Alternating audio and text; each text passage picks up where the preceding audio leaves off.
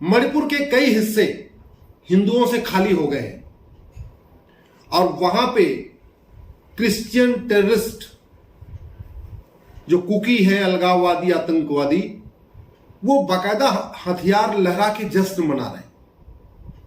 एक बार उनके हथियारों को आप देखिए, जो उनकी राइफलें हैं सारी अवैध है और एक एक राइफल उनकी 4-4, 5-5 लाख रुपए की है।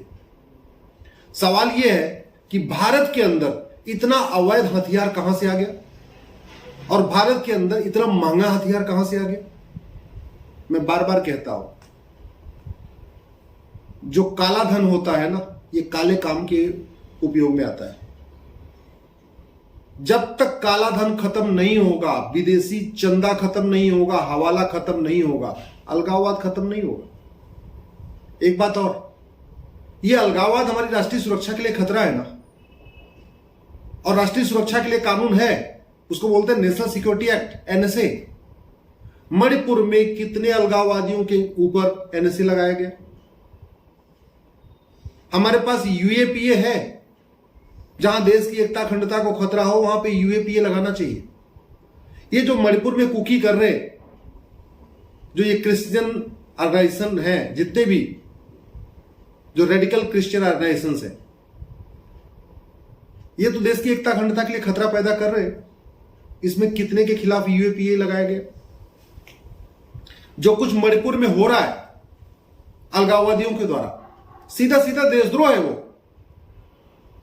कितने अलगाववादियों के खिलाफ आईपीसी की सेक्शन 124A लगाया गया?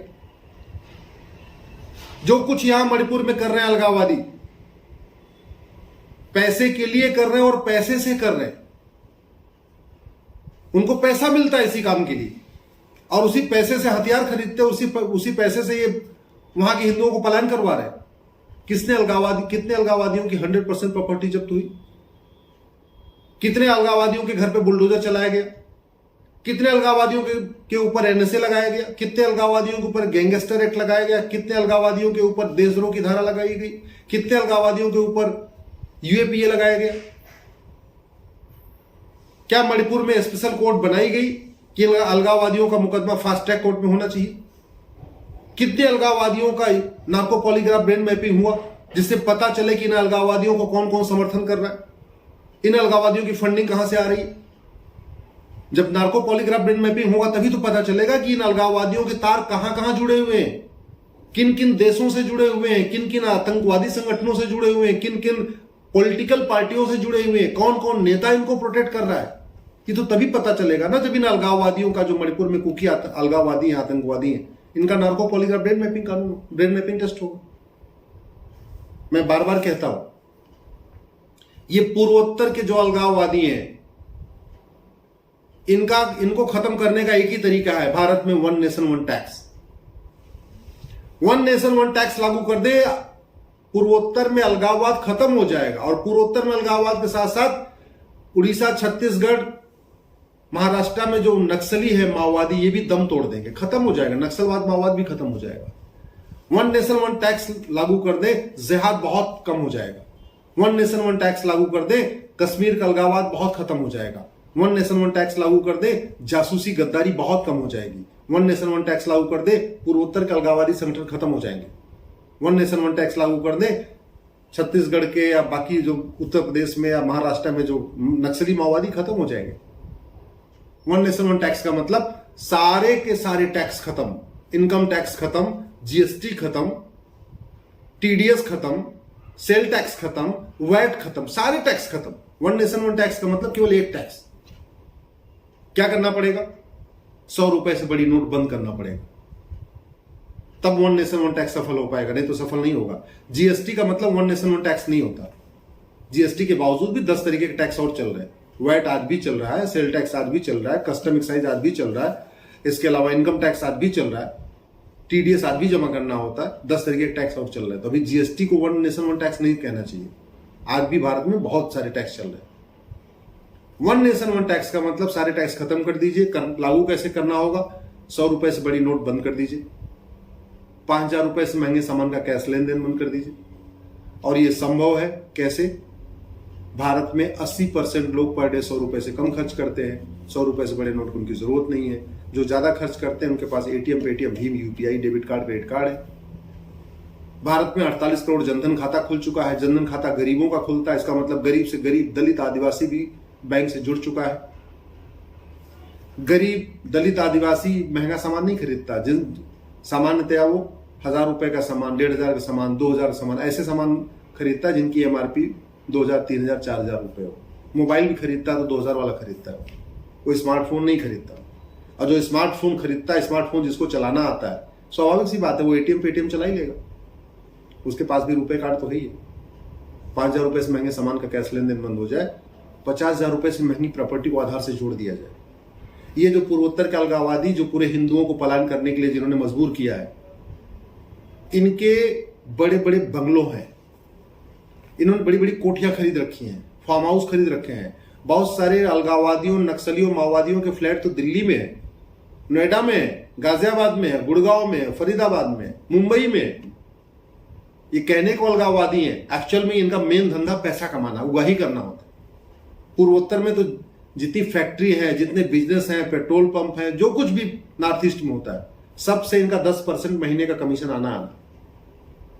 वो कहने को कि अपने आप को ट्राइबल कहते हैं, भगवान जाने क्या क्या कहते हैं। ये ट्राइबल वाइबल कुछ नहीं है, सब 10% उगाही करते हैं। आप किसी भी पूर्वोत्तर में जो धंधा व्यापार करने वाले आदमियों से पूछ लीजिए, चाहे वो पेट्रोल पंप खोले हो, स्कूल खोले हो, कोचिंग खोले हो, कॉलेज खोले हो, इंजीनियरिंग कॉलेज हो, मेडिकल कॉलेज हो, कुछ भी हो, चाहे वो सड़क का टेंडर लेने वाले हो, कुछ भी करते हैं। नॉर्थ ईस्ट में जो कुछ होता है 10% अलगाववादियों को ही जाता है। ये अलगाववादी जो आज नंगा नाच कर रहे हैं ना, राइफल लेके, बड़ी बड़ी मशीन गन लेके घूम रहे हैं सड़कों पे, ये वही पैसा है। तो अगर 1 नेशन 1 टैक्स हो जाएगा तो ये पैसा न तो कमा पाएंगे न खर्च कर पाएंगे। जब 100 रुपए से बड़ी नोट ही नहीं होगी और 5000 रुपए से महंगे सामान का कैश लेन देन कर ही नहीं पाएंगे ये, तो ये जो बड़ी बड़े कोठियां खरीदते हैं, फ्लैट खरीदते हैं, खरीदेंगे कैसे? पैसा खाएंगे तो नहीं। जब पैसा खाएंगे नहीं और पैसा खर्च नहीं कर पाएंगे तो पैसा लेके करेंगे क्या? मैं सरकार से निवेदन करता हूं, प्रधानमंत्री से निवेदन करता हूं, 1 नेशन 1 टैक्स के बारे में गंभीरता के साथ चर्चा करिए, संसद का विशेष सत्र बुलाइए, बहुत सारी समस्याओं का समाधान हो जाएगा। भ्रष्टाचार खत्म हो जाएगा तो घुसपैठ खत्म हो जाएगी, धर्मांतरण बहुत हद तक कम हो जाएगा, अलगाववाद खत्म हो जाएगा, कट्टरवाद खत्म हो जाएगा, जिहाद बहुत हद तक कम हो जाएगा, नक्सलवाद खत्म हो जाएगा, माओवाद खत्म हो जाएगा, कश्मीर के अलगाववाद बहुत कम हो जाएगा, पूर्वोत्तर का अलगाववाद बहुत कम हो जाएगा। केवल इतना करिए, आप बैंकिंग ट्रांजैक्शन टैक्स लगाइए, कैश लेन देन बंद कर दीजिए, सब कुछ। और आज की डेट में ऑनलाइन संभव है। 225 करोड़ खाते खुल चुके हैं। भारत में हर परिवार के पास मोबाइल आ चुका है, भारत का हर परिवार बैंक से जुड़ चुका है। तो 1% बैंकिंग ट्रांजैक्शन टैक्स लगाइए। 100 रुपए का सामान कोई खरीदेगा तो उसको 101 रुपए देना होगा। 1000 रुपए कोई सामान खरीदेगा तो 1000 रुपए और 10 रुपए एक्स्ट्रा दे देगा। 1 लाख का कोई सामान खरीदेगा तो 1 लाख के साथ 1000 रुपए एक्स्ट्रा पे कर देगा। लेकिन जब इनकम टैक्स पे नहीं करना हो, जीएसटी नहीं देना हो, वैट नहीं देना हो, टीडीएस नहीं देना, कुछ नहीं करना हो, तो लोग बड़े खुशी खुशी 1% एक्स्ट्रा दे देंगे।